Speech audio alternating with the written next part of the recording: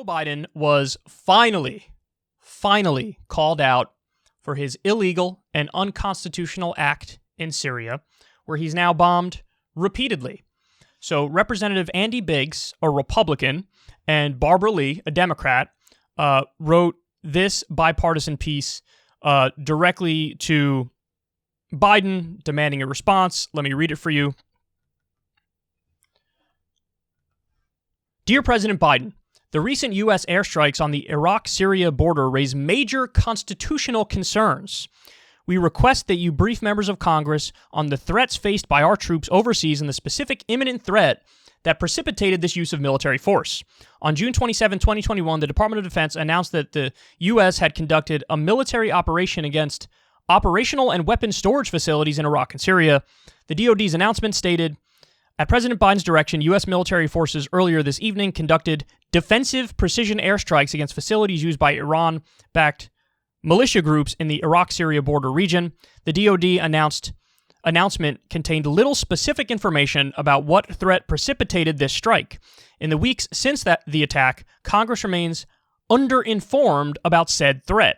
When President Trump conducted the airstrike that killed Qasem Soleimani in January 2020, you said that his administration's assertion that the strike was conducted in self-defense was not adequate because his administration did not supply the necessary evidence to support that conclusion. Your administration's claim that this recent action was necessary to defend our troops likewise must be accompanied by evidence necessary to support the conclusion that our troops were in danger in this instance. In your notification to Congress, you said, quote, I directed this discrete military action consistent with my responsibility to protect United States citizens both at home and abroad and in furtherance of United States national security and foreign policy interests, pursuant to my constitutional authority to conduct United States foreign relations and as Commander-in-Chief and Chief Executive. The Constitution of the United States gives Congress the power to declare war and the President the power to prosecute the war. The Constitution does not give the President, as Commander-in-Chief, unlimited power to make war. As President Washington put so eloquently, the Constitution vests the power of declaring war in Congress. Therefore, no offensive expedition of importance can be undertaken until after they shall have deliberated upon the subject and authorized such measure. Article 2 of the Constitution only gives the President the power to repel immediate or imminent threats. It does not give the executive branch the power to conduct a war without congressional approval. We would appreciate a written reply to the following questions. What notification did the administration provide to members of Congress before launching this airstrike? What immediate threat did our troops face that drove the conclusion that immediate military action was the necessary and appropriate response? How does your administration define immediate or imminent when assessing threats? Do you believe that Article 2 gives the executive branch unlimited power to decide when to engage in military strikes in foreign nations? Why? If these questions cannot be provided in written form due to national security concerns, we request a classified briefing in which the information can be shared. We look forward to hearing from you ahead of August 1st. Thank you for your prompt response and your willingness to work with us to restore Congress's preeminent constitutional role over decisions of war and peace. So, my only criticism of this is an obvious one. Too little, too late. So this is significantly after the fact. You have a Republican and a Democrat who are nominally anti-war saying, what the hell was this? But I don't know. You guys tell me, am I wrong? I don't think I saw anybody speak up at the time and say, at the time, Mr. President, this is unconstitutional and this is illegal. You do not have the authority to do it. It is a war crime. By the way, also, they say precision missile. Nonsense. There were civilians that died. And we talked about it. One of the few outlets that was talking about this Syria strike. So they're demanding accountability. They're demanding answers. But here's the other portion. Let's say Biden doesn't respond or he doesn't give adequate responses. What are you going to do then? And this is my biggest frustration because it always seems like the things that make the most noise and get the most headlines are not the substantive things. They tried to impeach Trump over, the Ukraine phone call when he was violating the Emoluments Clause. And he also was committing war crimes. Trump's first military act as president killed a young American girl. So If you were going to impeach, why wouldn't you impeach over that? Illegal, unconstitutional strike that killed a young American girl. That's insane. Obama killed Abdul Rahman al-Awlaki, Anwar al-Awlaki's son. He was 16 years old. He was American. 16 years old. No due process, nothing, and they murdered him. That's illegal. That's unconstitutional. If anybody was going to talk about impeachment, it should have been over that. But, the media doesn't do a good job of focusing on the things that matter, and the politicians in the moment don't do a good job of focusing on the things that matter. So he did an illegal and unconstitutional strike, and he's probably going to get away with it, and whether he responds or doesn't respond, I don't think this story's going to blow up. And it's a shame you have to come here to hear this letter. Because, by the way, this letter is spot on. Everything Biden said, he had the nerve to say, protecting Americans at home and abroad. That's why we did protecting Americans at home and abroad. That's why you did this strike. Who was under threat at home? Who was under threat at home? Shia militias on the border of Iraq and Syria were going to what?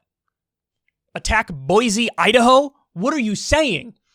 Nobody was threatened at home. By the way, the strikes that happened in Iraq they hit an empty base and no Americans got hurt. And Biden used that to say, well, now we got to go attack them. When you're occupying a country illegally and then somebody tries to attack you guys, you don't understand that they're allowed to do that legally and you're not allowed to do that? You're not allowed to fight back? You're in the country illegally. The U.S. is occupying Syria, a third of Syria, and taking their oil, by the way. Started under Trump, continuing under Biden. Then large portions of the country are, jihadist rebels control large portions of the country. And then you have the area that Assad and the Syrian government control. We're illegally occupying a country, and then we strike and say, well, we had to do it. What are you talking about? Under what authority? There is no direct threat of violence, and you can't make the claim that this has anything to do with 9/11 and the war on terror because you're bombing the people who are fighting Al-Qaeda and ISIS. You don't understand that? These Shia militias are fighting jihadists.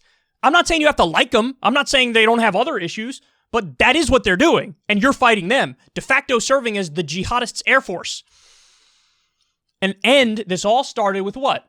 The assassination of Qasem Soleimani, and then they're trying to get revenge and retribution for that. They've been doing that. They did it under Trump, now they're doing it under Biden. And then we respond and we say, oh, this is how we establish dominance, and then we de-escalate.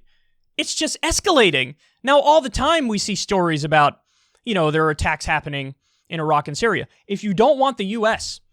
to be hit in Iraq or Syria, here's an idea. Get the hell out of Iraq and Syria. We shouldn't be there anyway. It's unbelievable stuff. It really is. So I'm happy they wrote this letter, but if the letter is all you got, I don't like that, man. Don't give me a letter. You should speak out against it at the time, and you should be hair on fire, and yes, you should threaten some sort of action against him, potential impeachment, hearings, something, because the president should not be able to bomb whenever and wherever for whatever reason they want and then lie about it afterwards. And that's where we're at. Whether it's a Democratic president or a Republican president, they bomb first, ask questions later. Bomb first, present a rationalization later. I don't want the authority to casually be with any U.S. president. Yeah, you could just attack whenever, wherever. That's what I'm saying. When Trump assassinated the top commander, Qasem Soleimani, that's so beyond dangerous and reckless. You have no idea.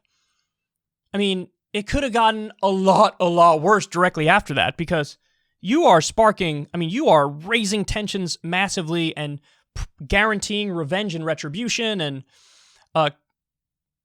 sparking a worse conflict, and he just casually did it. Even though it was illegal, even though it was unconstitutional, but now we're at the point where, it's all a matter of opinion. I'll give you some bullshit rationale, and then I'm going to do it, and you can shut up about it. This is crazy. I mean, I even think the War Powers Act is unconstitutional, at least aspects of it. So I think it should always have to go through Congress when it comes to war, not some nonsense of, sure, if there actually is an imminent threat. But if there's not an imminent threat and we attack and then we pretend like there was an imminent threat, if it's proven there's not, shouldn't there be consequences for that? I mean, it makes Joe Biden a war criminal, of course.